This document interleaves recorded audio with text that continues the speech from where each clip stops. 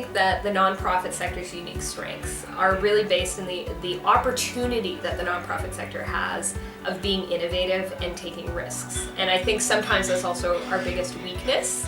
But when the nonprofit sector can take big risks, there is a huge amount of potential for us to make big change. So an example of this is Apathy is Boring. So we're a small youth-led organization that works to get out the youth vote. And the really cool thing about what we're able to do in partnership with academics, in partnership with bigger organizations, is we can try things out.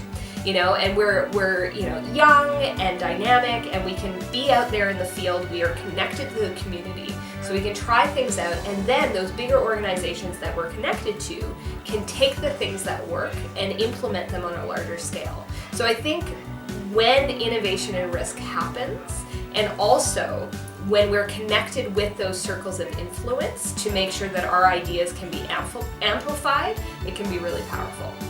When I have felt the most supported is when I had strong mentors from a variety of generations where I was able to teach and learn. It was a real reciprocal relationship. When I have not felt supported, it has been when I was in a situation where it was sort of youth were ghettoized or kind of put to the side, seen as not actually valued or not actually that important, where our opinions were requested sometimes but not actually listened to. So I really feel like intergenerational kind of cooperation and talking across generations and engaging and really acting and listening to all those voices is really important. And as a youth advocate now, that's really what I'm dedicating my work to, is really figuring out how as a society, beyond even the sector, can we really make sure that we're hearing from a diversity of voices across generations. To really encourage intergenerational engagement, the research shows that the number one thing we can do as adults, the number one thing we can do is we can ask young people to get involved. And really often, young people are hyper engaged in their own communities, in kind of these niche projects or with other young people, sort of peer projects, but they're not always connected to circles of influence. They're not always connected to traditional decision-making bodies. And that's really where the problem is. It's not a problem of young people not being engaged, it's a problem of young people and these traditional institutions not being linked.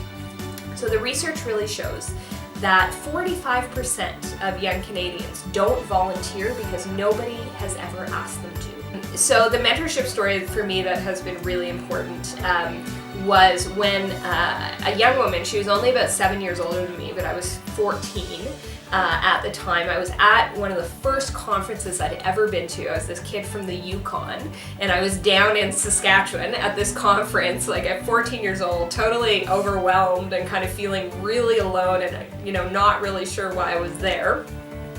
And the first evening of the conference, I didn't even know who to hang out with, and I kind of was walking down the hallway, and there was this group of young people, who kind of said, oh, come over, hang out with us. And within like a couple of hours, she'd identified leadership ability and potential in me, and basically, and said to me, I think, you should get involved in the environmental movement. We were at an environmental conference, and I see an opportunity for you to be a leader. And she has spent, so that I was 14, I'm 34, so the last 20 years continuing to encourage that leadership potential. And now we're actually co-authors. We're writing a book about youth engagement together, and it's certainly a reciprocal relationship. But it's that, when you take the risk of identifying a skill or something really amazing in someone else, and then you do the hard work of making sure that is realized. That's mentorship. It's extremely hard to do, and it's quite rare, but it can really change lives.